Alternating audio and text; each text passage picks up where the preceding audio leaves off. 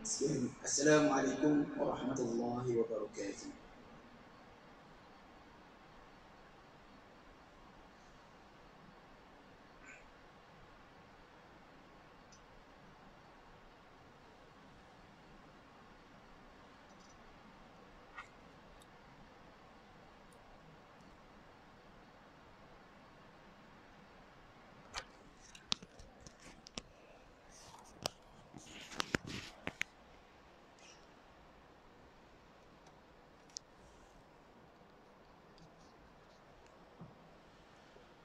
Assalamualaikum warahmatullahi wabarakatuh. Bismillahirrahmanirrahim. Alhamdulillahi rabbil alamin. Wa afdhalus salati wa atammu taslimi ala sayyidina Muhammadin wa ala alihi wa sahbihi ajma'in. Rabbi shrah li sadri wa yassir li amri wahlul 'uqdatam min lisani yafqahu qawli. Subhanaka la ilma lana illa ma 'allamtana innaka antal alimul hakim. Allahumma akhrijna min zulumatil wahmi wa akrimna binuril fahmi waftah 'alaina bi ma'rifatil ilmi wa sahhil akhlaqana bil hilm waj'alna mimman yastami'una al qawla fayattabi'una ahsanah. Allahumma ati nufusana taqwaha wa zakkiha anta khairu man zakkaha anta waliyuha wa maulaha. Allahumma arinal haqqa haqqan warzuqna ittiba'ah wa arinal batila batilan warzuqna ijtinabah. Allahumma anfa'na bima 'allamtana wa 'allimna ma yanfa'una wa zidna ilman wa huda. Amma ba'd. Alhamdulillah, muslimin, muslimat, hadirin hadirat yang saya hormati. Moga-moga kita semua dirahmati dan diberkati oleh Allah Subhanahu wa taala. Dan moga-moga kita semua dikurniakan oleh Allah Subhanahu wa taala kefahaman yang baik di dalam urusan agama sesuai dengan sabda junjungan Nabi kita Nabi Muhammad sallallahu alaihi wasallam, man yuridillahu bihi khairan yufaqihu fid din. Barang siapa yang Allah nakkan dengan dia kebaikan, nescaya Allah beri dia faham di dalam perkara agama. Dan moga-moga kita semua dikurniakan oleh Allah Subhanahu wa taala akhlak yang mulia sesuai dengan sabda Nabi sallallahu alaihi wasallam, innama bu'istu liutammima makarimal akhlak. Hanya saja aku dibangkitkan demi untuk menyempurnakan kemuliaan akhlak. Jazakumullah khairan katsira. Kita ucapkan moga-moga Allah memberi balasan yang baik kepada para ustaz kita yang telah melantunkan syair puji-pujian kepada junjungan Nabi kita Nabi Muhammad sallallahu alaihi wasallam, yang mana kadang-kadang orang luahkan kata-kata laula murabbi ma araftu rabbi. Kalaulah tidak kerana orang yang mendidik aku, nescaya aku tidak akan kenal kepada Tuhanku. Maka murabbi yang paling agung, al-murabbi al-a'zam adalah junjungan kita Nabi Muhammad sallallahu alaihi wasallam. Dengan sebab dan pantaran baginda lah kita itu dapat mengenal Allah Subhanahu wa taala, dapat mengenal hukum hakam Allah Subhanahu wa taala, dan dapat mendidik akhlak kita itu sesuai dengan ridha daripada Allah Subhanahu wa taala. Maka sangat layak baginda dipuji ya oleh umat baginda. Kita kedepikan orang-orang yang begitu sensitif, tidak mahu memuji kepada Nabi SAW, kononnya itu adalah satu perkara yang hulu. Mereka lupa bahawa Allah Subhanahu wa taala sendiri memuji Nabi SAW, innaka la'ala khuluqin azim. Sesungguhnya kamu berada pada satu bentuk akhlak yang sangat agung. Pujian daripada Rabbul Alamin. Bahkan sehari dua ini beredar poster yang menunjukkan gambar frame kan selalu di masjid, di surau ada frame nama Allah dan nama Nabi sallallahu alaihi wasallam. Jadi mendakwa orang yang menyebarkan poster tersebut, kata dia salah ni, tak boleh, kata dia. Letak frame nama Allah dengan nama Nabi SAW tu sejajar, tak boleh. Kerana itu nanti orang sangka Nabi sama seperti Allah. Orang yang menyebabkan puasa itu jahil murakkab. Dia jahil dan dia tidak tahu bahawa dia jahil.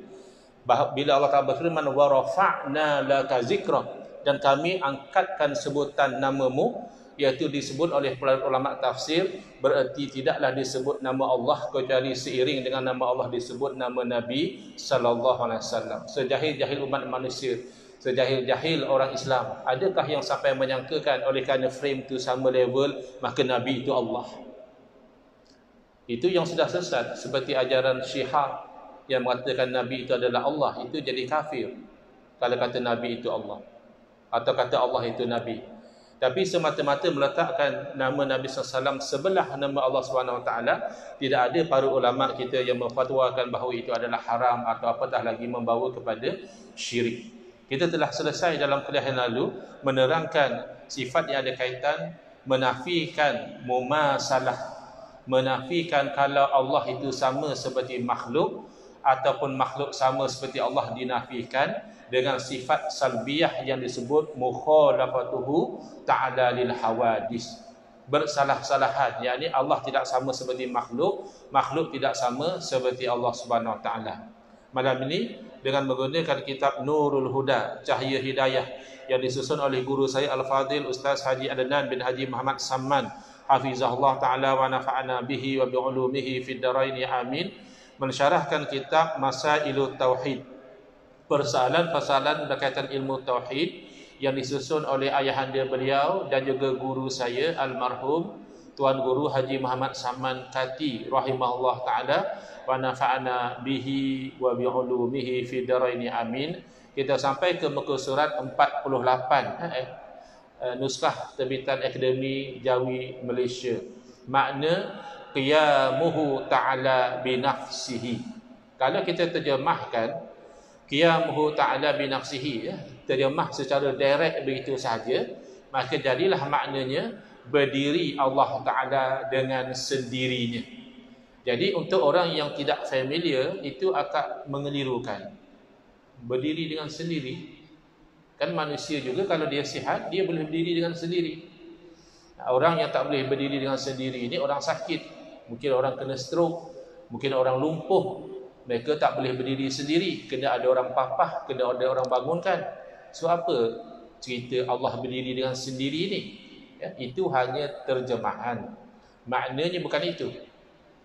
Maknanya adalah menafikan berkehendak Allah Ta'ala kepada zat dan kepada yang menjadikan dia.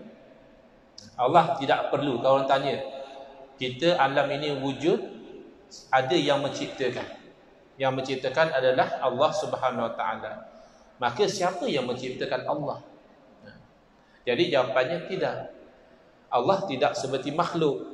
Makhluk bila wujud berhajat kepada pencipta, kerana kita wujud selepas tidak wujud. Setiap yang wujud setelah tidak wujud, maka pasti diwujudkan.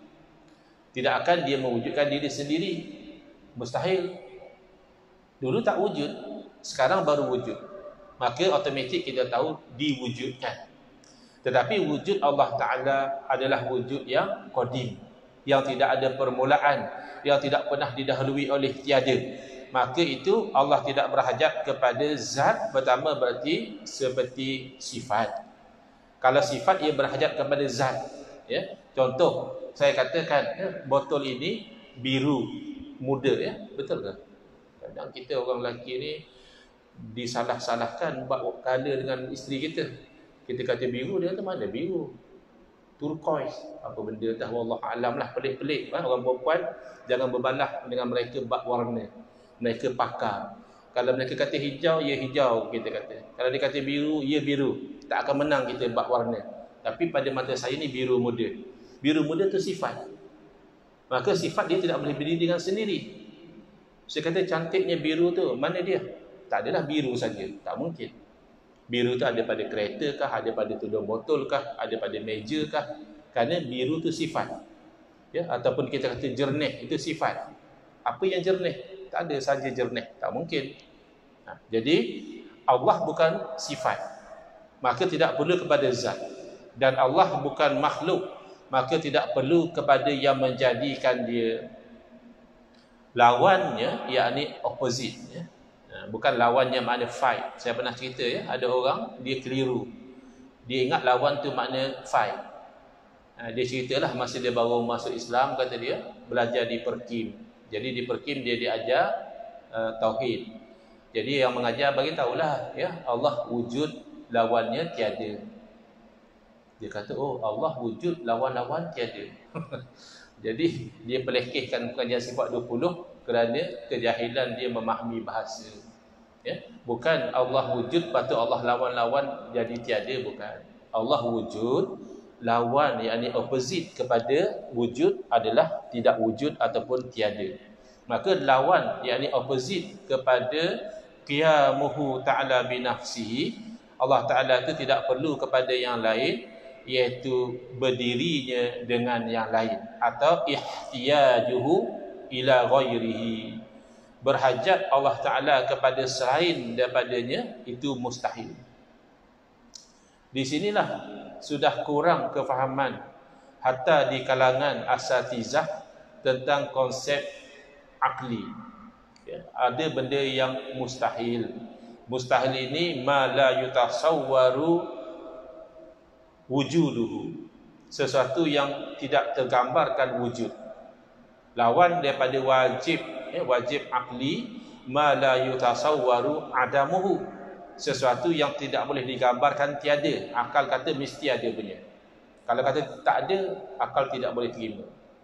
Mustahil terbalik, tidak tergambar ada. Kalau orang kata ada, mustahil, akal tak boleh terima ada. Jadi saya merasa agak terkilan bila saya tanya orang yang level ustaz. Kalau level baru nak start, tak apa. Ini level ustaz, ya, nak dah mengajar lah kata orang. Jadi saya tanya, nak tengok setakat mana kefahaman lah. Saya tanya, Allah SWT Maha berkuasa, ya, itu i'tiqad kita orang Islam. Dan Allah Ta'ala Maha berkehendak, ya. Maknanya apa yang Allah Ta'ala kehendaki, itu yang berlaku. Lain kalau kita manusia, banyak perkara yang kita kehendaki tapi berlaku berbeza dari kehendak kita. Lalu soalan saya, kalau orang tanya kepada ustaz, ustaz mengajar, orang tanya, ustaz, kalau Allah Ta'ala Maha berkuasa dan Maha berkehendak, jadi kalau Allah Ta'ala berkehendak, berkuasakah Allah melahirkan anak? Jawab dia, iya. Inna lillahi wa inna ilaihi raji'un. Itu kan pendirian yang kufur, yang syirik. Mengatakan Allah melahirkan anak, tapi Allah akan Maha berkuasa. Ya, tapi anak bagi Allah tu mustahil. Kuasa Allah tidak ada kena-mengena dengan perkara yang mustahil. Kuasa Allah ni ceritanya dengan perkara yang mungkin, yang boleh wujud, boleh tak wujud. Itu cerita kuasa. Boleh tak Allah Ta'ala menjadikan seorang wanita yang sangat tua, ya, dah 20 tahun menopause, ya, tiba-tiba melahirkan anak? Mustahil adat, harus disediakan. Kerana mungkin wujudnya anak bagi orang yang sudah tua tu masih lagi mungkin, cuma dari segi kebiasaan tidak. Sepertinya lahirnya seorang daripada wanita yang tidak punya suami, maknanya bukan berzina, memang tak pernah berhubung dengan mana-mana lelaki, tahu-tahu dapat anak. Seperti berlaku kepada Nabi Isa alaihissalam, dilahirkan oleh Sayyidatina Maryam tanpa ada bapa. Tapi itu mustahil adat, adahnya tak berlakulah. Tapi jarang sekali Allah lakukan sebagai perkara yang mencari adat, perkara yang luar dari kebiasaan. Bahkan Allah Ta'ala berkuasa menjadikan manusia tanpa bapa dan ibu, seperti berlaku pada Nabi Adam alaihissalam. Apa sangat menjadikan manusia daripada bapa dan ibu yang sudah lanjut usia.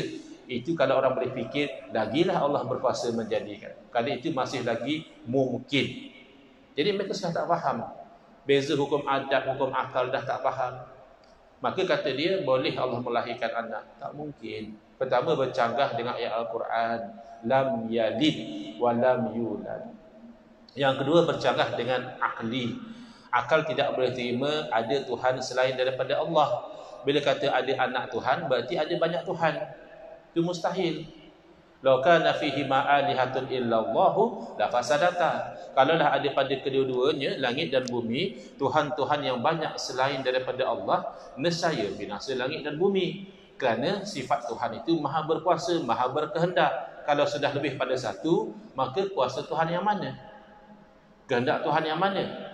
Tuhan ni nak macam ni, Tuhan ni nak macam lain, binasa langit bumi ni. Tuhan bergaduh. Maka mustahil Tuhan lebih dari satu. Kalau dikatakan anak Tuhan, berarti Tuhan. Anak kucing berarti kucing. Anak kambing berarti kambing. Anak Tuhan berarti Tuhan. Tuhan lain daripada Allah tu mustahil. Tertolak syar'an wa aqlan. Dari segi syarak menafikan wujudnya Tuhan selain daripada Allah, akal juga menafikan wujud Tuhan selain daripada Allah. Nah, itu penting kita belajar sifat 20 ni. Jadi ada orang pandang sifat 20 ni lekeh. Dia dengar ini macam, ini kitab lama lah, kitab kuning. Ya, kamu tak suka kitab kuning, kamu cetak jadi putih, apa masalah? Kamu allergic dengan warna kuning, tak suka tengok kitab kuning. Ya, cetak atas kertas putih, kertas biru muda boleh. Ya, kertas hijau muda boleh. Isinya evergreen. Isinya itulah yang mempertahankan akidah kita daripada kesesatan dan penyelewengan. Ini antivirus yang insya-Allah kita boleh pertahankan dengan dua jenis dalil, iaitu dalil akli, walaupun berdepan dengan non-Muslim kita boleh mempertahankan kebenaran, dan juga dalil nakli. Kerana non-Muslim dia belum percaya pada Quran hadis. Kalau kita bawa ini ayat Quran membuktikan Allah tidak sama seperti makhluk, membuktikan Allah tidak berhajat kepada yang lain, tak ada makna bagi dia. Tapi untuk orang Islam itu sudah terikat, kerana kita sudah beriman. Tapi bila kita bawa dalil akli, tak mungkinlah Tuhan boleh berhajat kepada yang menciptakan. Berarti bukan Tuhan. Itu kan Muslim atau non-Muslim, as long as dia boleh menggunakan akal dia dengan baik, they are bound to accept. Kan? Akal manusia ni universal. Orang itu Islam atau bukan Islam, dia ada akal. Bila akal itu digunakan dengan baik, hakikatnya datang cahaya hidayah daripada Allah Ta'ala, maka beriman dia dengan keimanan yang sebenar. Baik. Maka the opposite of qiyamuhu ta'ala binafsihi ini adalah berdirinya dengan yang lain atau berhajat kepada yang lain, itu mustahil. Dalil akli, the logical reasoning adalah, jikalau Allah berkehendak kepada zat yang berdiri ia dengan dia, nescaya adalah ia sifat. Yang perlu pada zat untuk dia exist itu adalah sifat. Ya? Besar apa yang besar? Ya? Lembut apa yang lembut? Hitam apa yang hitam? Itu kan sifat. Dia mesti ada zat. Jadi kalau Allah berhajat pada zat yang lain, berarti Allah sifat. Tidak. Dan sekiranya Allah berhajat kepada yang menciptakan, berarti Allah makhluk. Maka tidaklah ia bersifat dengan sifat ma'ani dan maknawiyah. Ya? Kalau Allah itu sifat, tidak adalah sifat itu bersifat. Demikian juga jika berkehendak ia kepada yang menjadikan, maka bukanlah Allah itu qadim. Padahal telah kita ketahui wajib qidam dan baqa' bagi Allah Ta'ala. Ini hanya bahasa ilmiah. Bila bahasa ilmiah, orang yang tak familiar dia rasa slow untuk menangkapnya. Tapi conclusionnya dengan bahasa yang mudah, takkanlah Tuhan pula kena cipta. Ya, kalau dah kena cipta tu bukan Tuhan lah namanya, makhluk lah. Ya, jadi itu bahasa mudahnya. Tak mungkin Tuhan berhajat kepada zat, dan yang zat yang lain tidak mungkin Allah berhajat kepada pencipta. Itu dalil akli. Mana dalil nakli banyak. Antaranya Allah Ta'ala berfirman, Ya ayyuhan nasu antumul fuqara'u ilallahi wallahu huwal ghaniyyul hamid. Surah Al-Fatir, surah Fatir ayat 15. Ya ayyuhan nas, wahai sekalian manusia, antumul fuqara', kamu semua tu adalah fakir. Fakir itu bukan berarti tak ada harta. Fakir di sini berarti berhajat kepada Allah Ta'ala. Orang kaya berhajat kepada Allah yang menciptakan dia. Orang kaya berhajat kepada Allah yang memberi dia nyawa. Orang kaya berhajat kepada Allah yang memberi dia kesihatan. Orang kaya berhajat kepada Allah menjaga dia daripada dirompak dan sebagainya. Maka apa yang namanya makhluk kaya atau miskin, semuanya di sisi Allah fuqara. Fakir berarti. Asal mana fakir ni berhajat. Ya. Habis wallahu huwal ghaniyyul hamid. Dan Allah itulah yang maha kaya lagi maha terpuji. Jadi kaya di sini bukan nisbah pada makhluk. Nisbah pada makhluk banyak duit, banyak rumah, banyak harta, banyak saham, kaya. Tidak. Kaya Allah Ta'ala berarti Allah tidak berhajat satu apa pun. Allah tidak berhajat kita bagi rezeki, Allah yang bagi rezeki pada kita. Bahkan Allah tidak berhajat kepada amal ketaatan kita. Kita yang berhajat untuk taat kepada Allah. Karena kalau kita tidak taat kepada Allah, kita rugi. Bimbang kita jadi al-maghdubi alaihim, orang yang Allah murkai, ataupun ad-dallun, orang-orang yang sesat. Maka kita kena taat kepada Allah aqidatan wa syar'an wa qalban. Ya, akidah kita kena taat kepada Allah, amalan kita kena taat kepada Allah, dan isi hati kita kena taat kepada Allah. Maka itulah cabang ilmu agama kita, tauhid, fiqh dan tasawuf. Nak regulate biar manusia itu compliant kepada perintah Allah Subhanahu wa taala. Itu maksud ghani. Bukan makna kaya itu macam makhluk ya. Makhluk macam mana kaya pun fakir, dan Allah Taala kaya Allah itu adalah tidak berhajat kepada yang lain. Hati-hati ya. Kadang-kadang bila kita kata Allah Taala tidak berhajat kepada solat kita, Allah Ta'ala tidak berhajat kepada puasa kita, Allah Ta'ala tidak berhajat kepada haji kita, maka ada orang yang susah nak faham hakikat sesuatu perkataan. Dia kata kalau macam tu Ustaz, buat apa kita susah-susah semayang? Buat apa kita susah-susah puasa? Buat apa kita susah-susah pergi haji? Dah Allah tak berhajat kepada solat, puasa dan haji kita. Jadi kita tepuk dia pelan-pelan. Cuba abang dengar elok-elok bang. Allah tidak berhajat kepada solat kita. Abang bukan Allah. Yang tak berhajat pada solat kita tu Allah. Abang berhajat kepada solat supaya abang nanti masuk syurga. Abang berhajat kepada puasa supaya tidak berdosa. Abang berhajat kepada haji supaya kita itu memenuhi rukun Islam kita. Yang tak berhajat kepada amal kita tu Allah. Berarti kalau kita tak beramal pun Allah juga. Bukan berarti kalau orang semua jadi kufur, tidak beriman, tidak taat kepada Allah, maka jatuh darajah Allah, tidak. Lain kalau manusia, kan? Manusia kalau orang sudah tidak angkat, sudah tidak puji, sudah tidak suka, jatuh. Ya. Allah tidak demikian. Sebab itu maknanya ghani itu adalah ghina yang hakiki, kekayaan yang sebenar, yang memang langsung tidak berhajat kepada yang lain. Faedah. Segala maujudat itu dengan nisbah kepada mahal makna tempatnya, dan mukhassis 4 jenis. Ini hanya pembahagian ilmiah lah. Tak tahu ni pun tidak masalah dengan fardu ain ya. Tapi kalau tahu baguslah. Mahal makna tempat, space ataupun place. Mukhassis makna yang menentukan. Ada 4 jenis. Pertama, tidak berkehendak kepada mahal dan tidak berkehendak kepada mukhassis. Dua-dua dia tak perlu. Itu adalah zat Allah.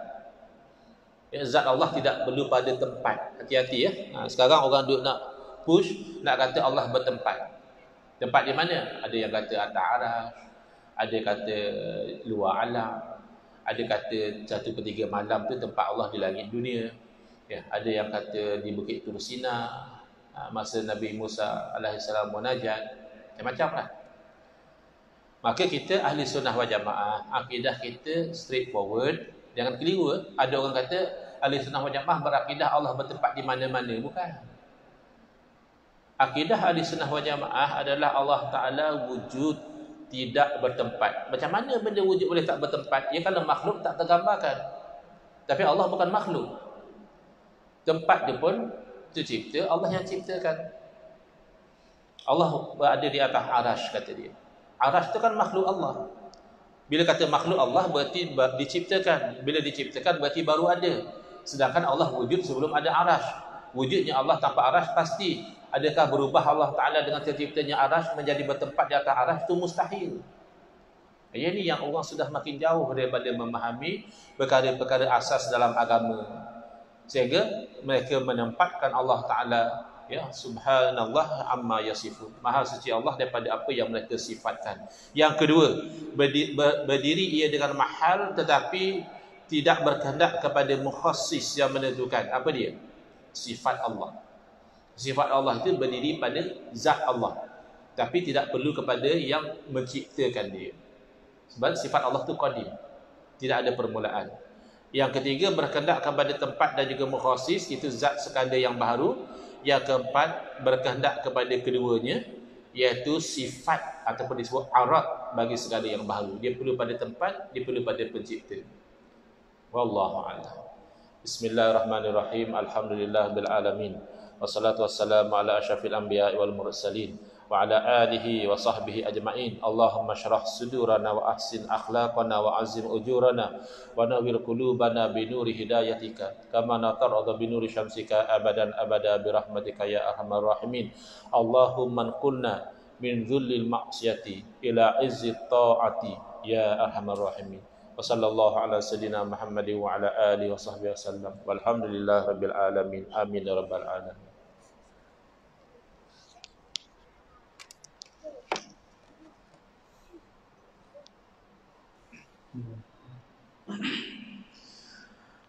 Allah